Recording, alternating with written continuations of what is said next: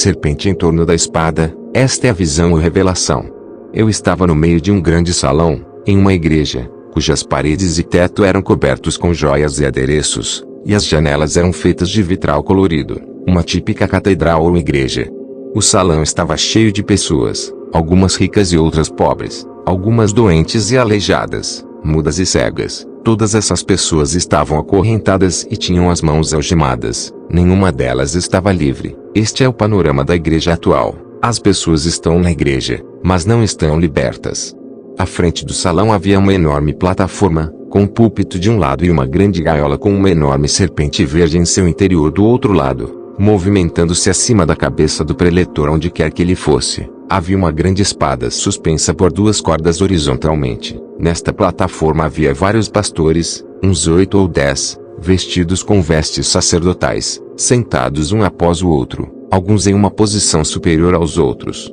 A assembleia olhava para esses homens e então olhava para a igreja. Houve um momento de silêncio, e uma voz de trovão ecoou vinda do púlpito como se fosse Deus diretamente falando estas palavras: quem irá proclamar tudo aquilo que Deus disse? Clergy. O primeiro pastor levantou-se com a Bíblia em punho, mas ao fazer isso a velha serpente verde desenrolou-se e avançou sibilando contra o pastor com olhos faiscantes e presas protuberantes. O falsamente chamado homem de Deus tomou de volta seu assento e colocou a Bíblia debaixo de sua cadeira. Então a serpente ergueu a cabeça e tocando a espada suspensa disse ao homem: eu matarei com essa espada todo aquele que obedecer à palavra de Deus. Por um breve período houve silêncio novamente.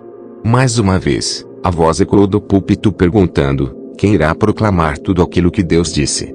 O segundo homem com vestes sacerdotais levantou-se como se fosse dar um passo à frente, ao que novamente reagiu a serpente e fez com que o homem atemorizado recuasse e se sentasse, colocando a Bíblia debaixo de sua cadeira. Isso significa que ele escondeu a palavra.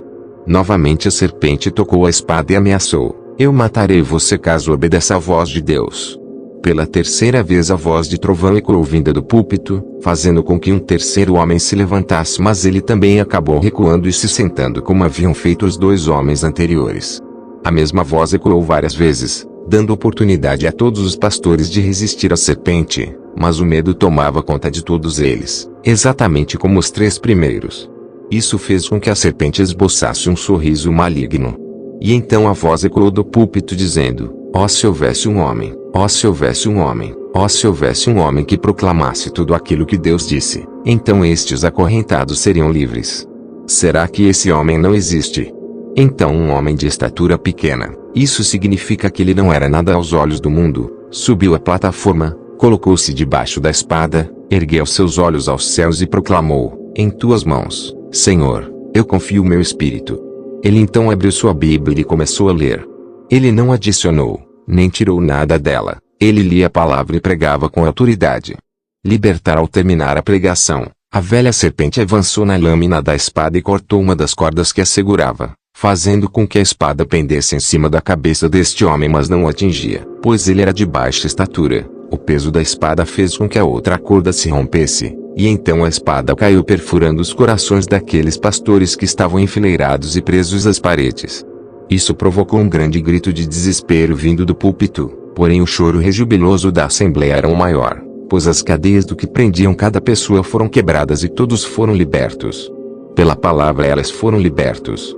Quando a visão se dissipou, tive outra visão do Senhor nas nuvens bem acima de minha cabeça. Eu ouvi-o dizendo: ouça, meu filho, o significado dessas coisas. O salão que você viu é a igreja secularizada, que tem aparência de piedade, mas nega seu poder. Elas estão cobertas de joias que são os prazeres deste mundo, e intermináveis são sua prata e seu ouro. As pessoas que você viu são aqueles por quem eu morri, mas meu povo é destruído por falta de conhecimento. Eles têm ouvidos, mas não ouvem. Eles estão realmente presos e precisam ser libertos. A plataforma na qual os pastores estavam sentados, esta plataforma simboliza as suas ideias pré-concebidas originárias do abismo do inferno. O púlpito é o trono de Deus, e a serpente, o próprio Lúcifer. A espada que você viu é a palavra de Deus. As cordas que a seguravam simbolizam o poder mortal da palavra. Vida foi dada ao homem de pequena estatura, mas a vida foi tirada daqueles pastores que não pregavam minha palavra.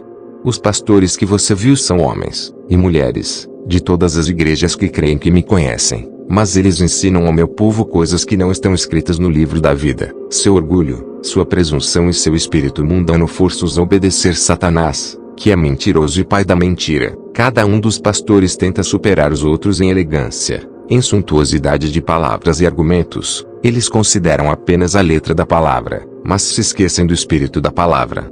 Porém perto está o dia no qual todos eles irão perecer como estes pereceram. Depois de considerar esta cena horrível, o Senhor repetiu essas palavras: Você se lembra de minhas palavras que estão em Jeremias 23, bem como de minhas palavras em Ezequiel 34. Jesus exortou-me a lê-las.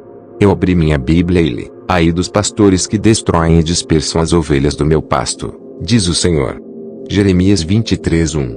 Mas nos profetas de Jerusalém eu vejo uma coisa horrenda: cometem adultérios, e andam com falsidade, ou seja, perversão da palavra de Deus, e esforçam as mãos dos malfeitores. Jeremias 23:14. Jesus disse: Nos dias do fim você irá entender isso. Ai dos pastores que apacentam a si mesmos. Não apacentarão os pastores as ovelhas. Ezequiel 34:2. A fraca não fortalecestes, e a doente não curastes, e a quebrada não ligastes, e a desgarrada não tornastes a trazer, e a perdida não buscastes, mas dominais sobre elas com rigor e dureza. Ezequiel 34:4. Mas a gorda e a forte destruirei, apacentá-las-ei com juízo. Ezequiel 34:16. Então ele me disse: Esses falsos pastores não terão escapatória quando a espada cair sobre eles. Porém minhas ovelhas serão avisadas, elas serão libertas. E novamente ele me exortou: Você se lembra de minhas palavras na profecia de Jeremias na última parte do capítulo 25. Leia. Então eu li estas palavras: E serão os mortos do Senhor, naquele dia, desde uma extremidade da terra até a outra extremidade. Jeremias 25:33. Uivai pastores, porque já se cumpriram os vossos dias para serem mortos.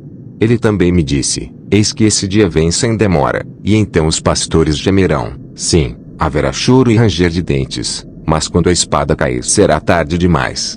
O homem de pequena estatura que você viu simboliza todo homem e toda mulher que humilha-se a si mesmo e é obediente até a morte na cruz, colocando sua fé em Deus e declarando toda a palavra de Deus.